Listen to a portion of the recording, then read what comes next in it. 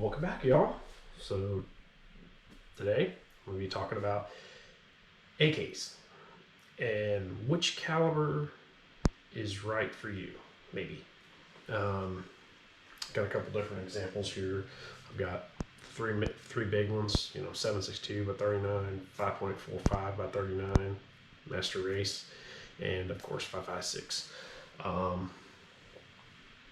I've got multiple examples of each, and I've got quite a few rounds through, and I just like to give my thoughts on some of them. So starting out, we'll go with 7.62 by 39, the original AK caliber. This here is a, don't mind the cheap grip. It works just fine, honestly. But this is a Arsenal SLR 107 FR.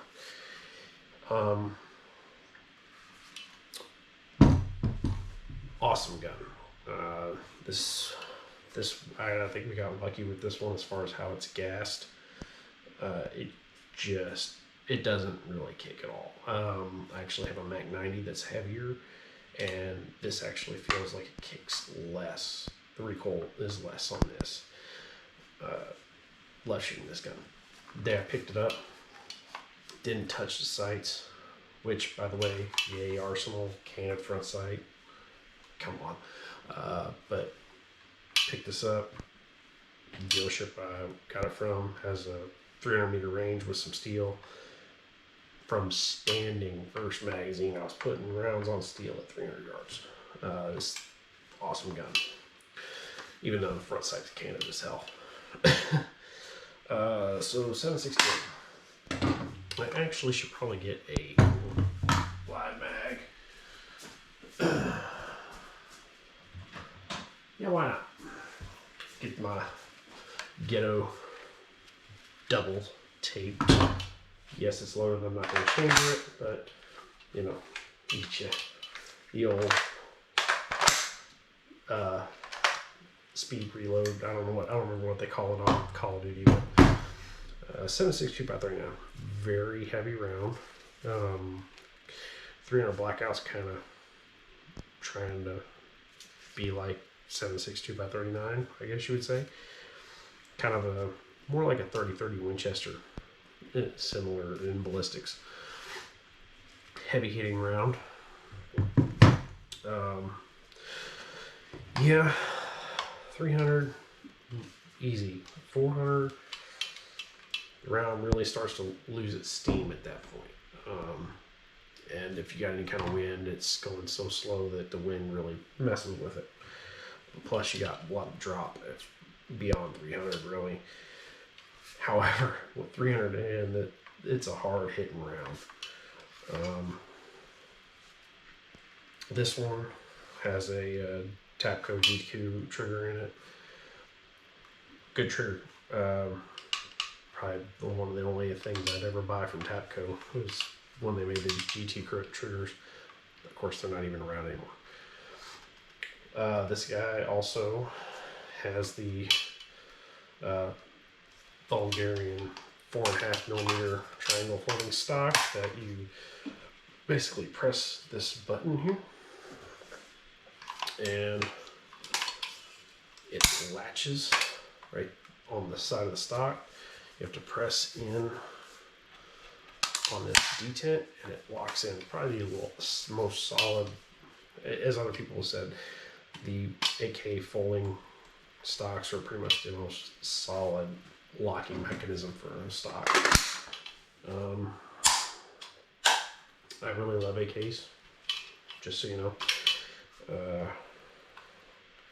I don't really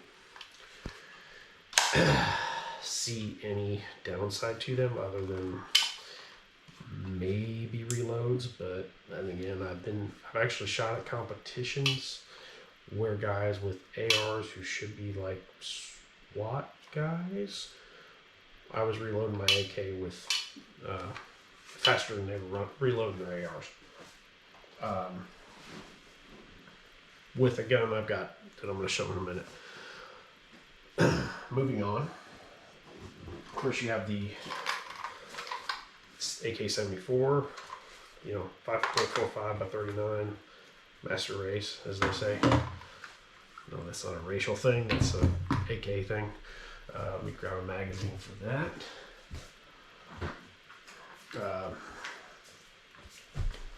If you compare 5.45 by 39 to 7.62 by 39, you can kind of see it's it was Russia's answer, whether people believe it or not. It was Russia's answer to 5.56.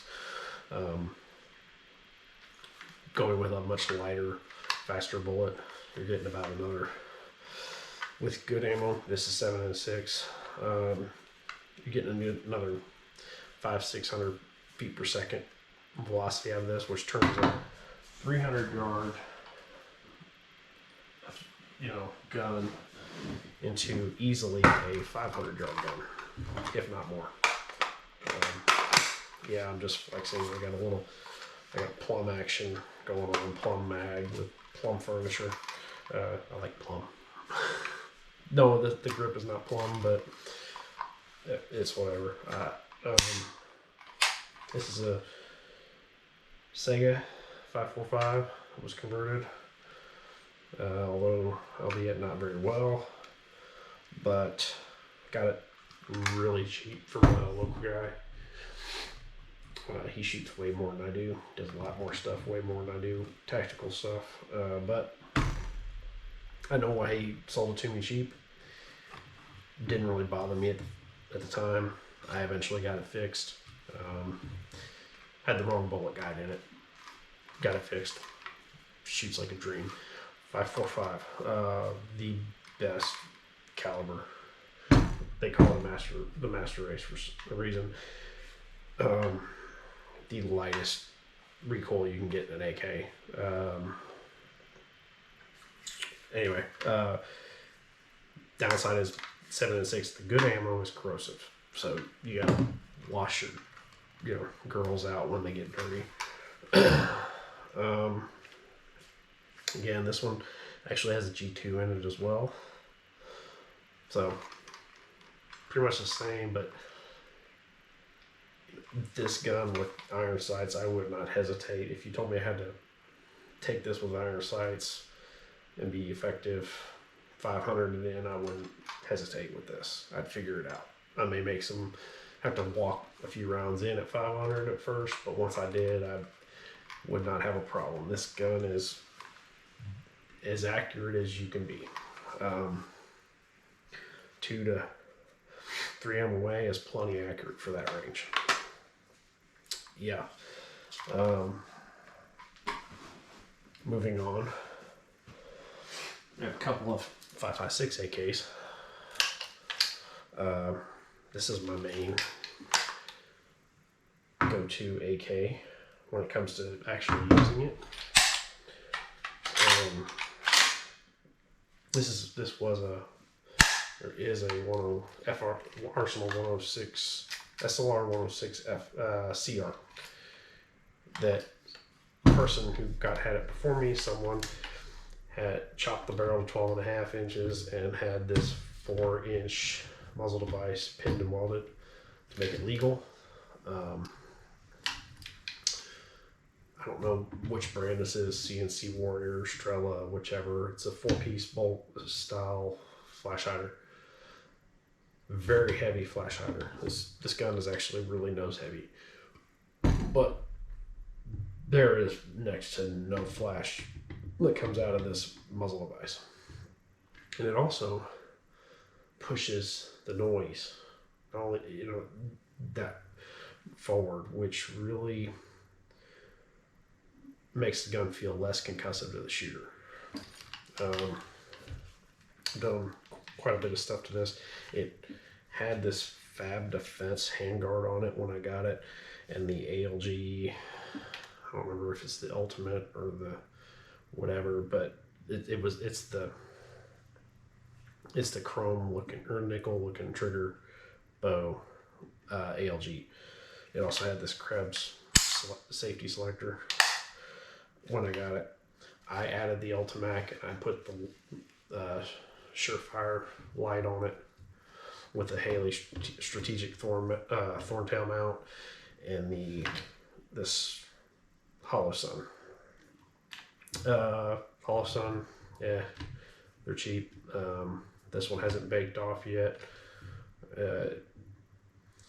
It did lose 0 for me in a competition one time.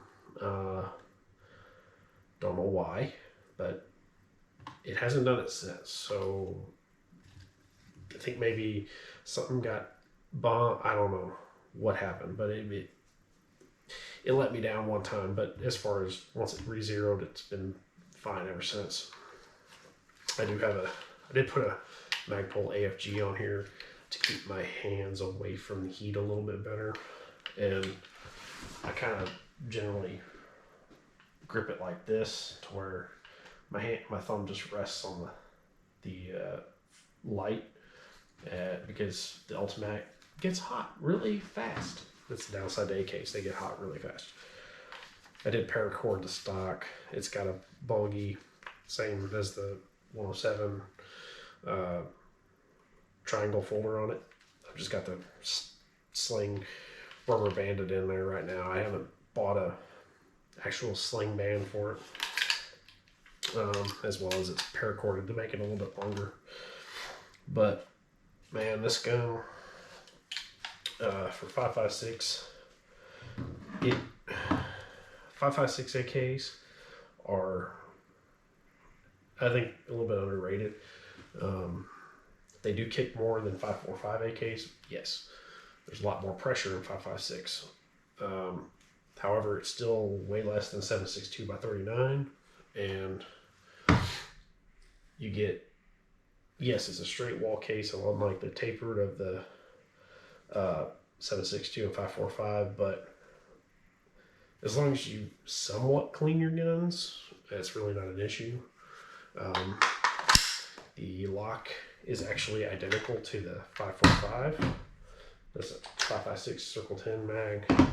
Here's a 5.45 mag. It'll actually lock in just fine. It's the same between both. I love these ALG triggers. This is the only one I got, but man, you can shoot fast with this trigger. It's very, like, if you take this, hopefully you can see this.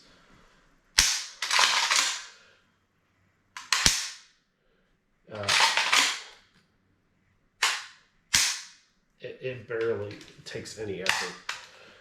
Very light trigger, and overall, while this gun is pretty nose heavy, the way it's set up, like if I were to ever get around to SBR and I would get rid of this 4-piece, I do like the 4-piece the way they do with flash suppression, but it's a very heavy design, and if I could get rid of that, it would really lighten this gun up. To give an example of that, the reason I have the other one out, I have a Rifle Dynamics NATO AK here. I got this because I had that one and I loved it, and Rifle Dynamics had a sale on these. Again, this is a Circle 10 black mag. I've found that these mags are actually tighter and tend to take more work to get them to go in and out easy. But AKs need their mags fitted. That's just the way it is. This one actually came with a G2 trigger. I guess I can go over that G2 trigger. It's kind of a rolling, kind of like what I've said in some of my other videos about the M1A and a few others, but kind of rolling, very light let off.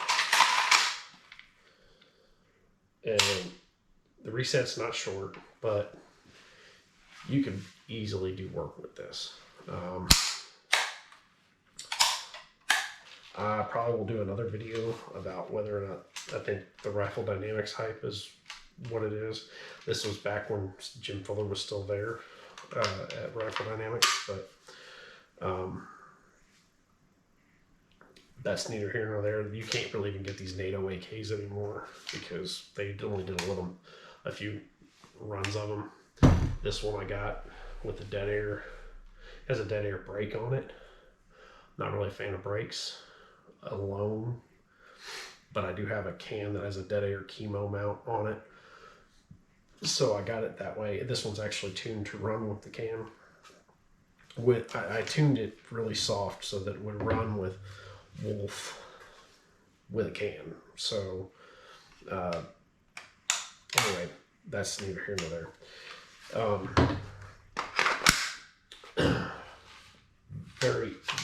The reason I brought this one out though is to talk about how much lighter it is. Yes, this one has the light on it, but the muzzle device alone makes a big difference on the weight here. This one is much more maneuverable than the other one, the Arsenal. I like this gun, but I tend to not shoot it as much. Admittedly, it turns into that precious factor I talked about with the Scar. I didn't spend near as much as I did on the Scar, but at the time when I bought this, that was probably one of the most expensive guns I bought. And I just hadn't got around to shooting it much. Plus, and ever since then, I've just moved on to other things. However, I wouldn't hesitate to take this out. Talking real quick, one of the bigger differences between these two is the stocks. The others have triangle folders. This has the polymer folder. Most people like the polymer folders better. I've actually found that I like a triangle folder with paracord wrapped around it better. For some reason, I just think they feel better. However, one of the cool things about the polymer folders is you don't have to actually reach your finger in and hit the detent. The button for the trap door on the cleaning kit actually does that. So that's a cool thing. But anyway, as far as which one's right for you, that's the point of this video. Depends on what you're using it for. Are you using it to shoot through things? Then good old 7.62 by 39 is hard to beat for its ability to penetrate stuff. General all-around gun, if you're running iron sights, 300 yards and in. This is actually pretty hard to beat as far as being able to do damage 300 with per round. 5.45 does not have 5.45 or 5.56, either one. They don't have the penetration or the knockdown power that 7.62 does. It's just a fact. However, it's been proven that lighter bullets, being able to carry more of them, tend to win the fight more than knockdown power.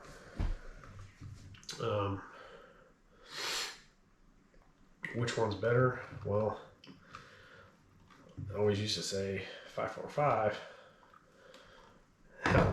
and it's kind of coming back because it's actually one of the rounds you can still get ammo for.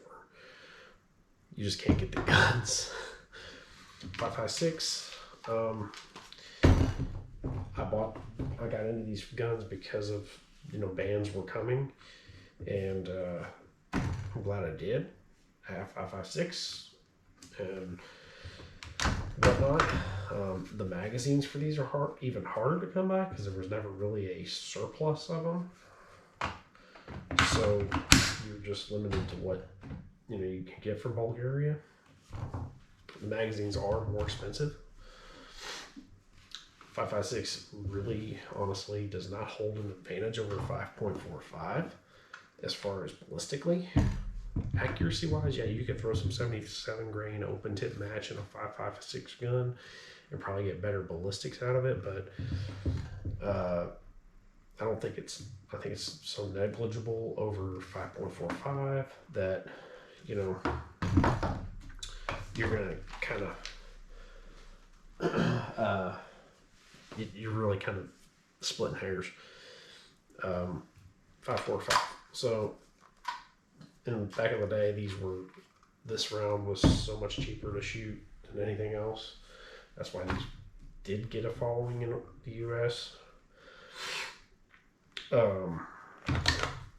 But they kind of went the way of the dodo bird when, you know, with all the foreign affairs going on, they kind of production and import kind of went to the wayside. You know, this is a Sega, you can't get these anymore. Arsenal was importing the 104s, they quit importing those. I guess they were to support, you know, fights overseas, you know, more their direction. The surplus ammo went away, got banned, the 7 and 6. So you're limited to commercial ammo, which you're limited to commercial ammo pretty much with everything now. But for a while, you just couldn't find anywhere. For me, where I live, the only place you could ever find 5.45 pretty much was there was one gun store that carried it usually, and Academy Sports would have a few boxes. Most stores would not have it, whereas 5.56 they'd have it all day long. However, looking online, you can get these magazines for all day long. Yes, they're more expensive than 7.62 magazines. The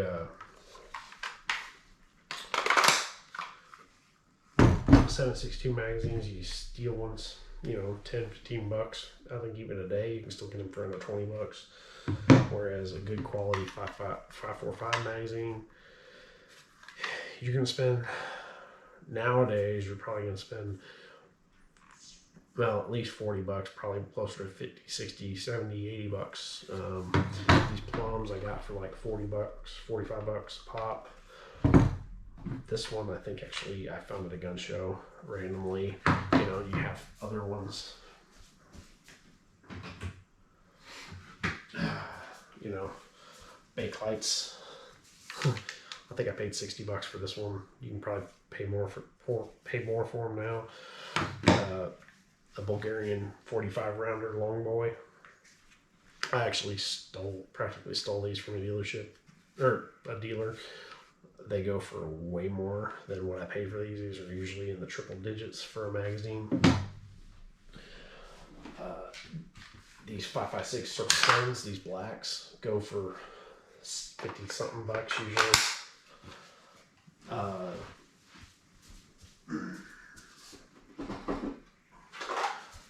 The translucent Circle 10 5.56 mags, they're a little bit cheaper, usually in the 45 range somewhere. They're not as durable. For some reason, even though they look the same, the translucent polymer is not as durable. They tend to crack. They still usually work when they crack, but they just tend to crack and aren't as sought after. So these black ones are way more valuable. Another one I found that was a really good idea was these Polish barrel, the later ones. They don't have any pop that, you know, it's kind of frowned upon because they don't have steel reinforced feed lips or locking lugs, but they hold up really well. And these are super cheap. They're like, I think I got a bunch of these for like 13 bucks a pop, but they're like 20 bucks now. And I actually like the lockup on these better. They tend to load easier and unload easier than the blacks. Just something to think about. Another thing, when you're thinking about it, weight. 30 round 5.45 versus a 5.56. These are pretty close to the same in weight. Take a 30 round, now this is 2, but you take a 30 round steel surplus 7.62 mag, way heavier. So you're not going to be able to carry as much. They're also, I mean, they're not any bigger dimensionally. The problem is the way the curvature, you can't physically fit as many. Aside from the weight, they just take up more space because of the extra curvature of the magazine. So if you were, it just depends on whatever what if scenario you had in your head as to which one you would probably pick. I personally will probably always favor 545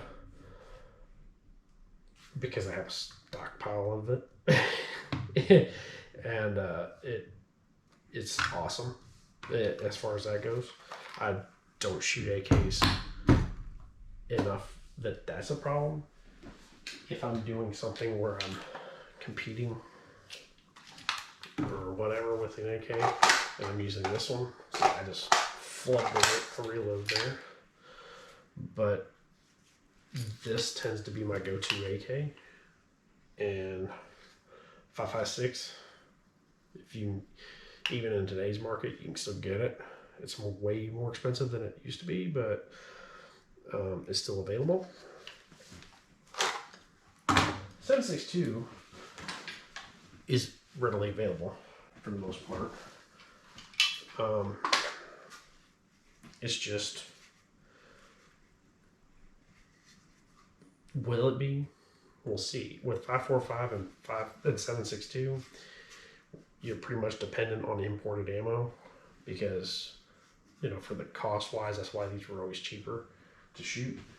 5.56, same way. The cheap ammo is imported. So, you know, be it as it may, if import of ammo stops, then you're left with what's available, in which case 5.56 is always going to have more of a prevalence in the US than 7.62 or 5.45 as far as availability.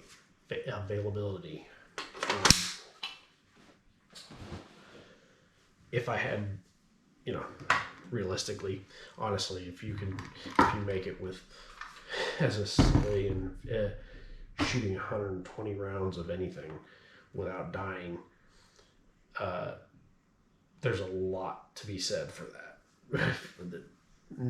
Try and find a place where anybody's had to do that as a civilian so far, and whatever, aside from your Red Dawn scenario, there's not much really need for saying, oh, I've got a stockpile of that.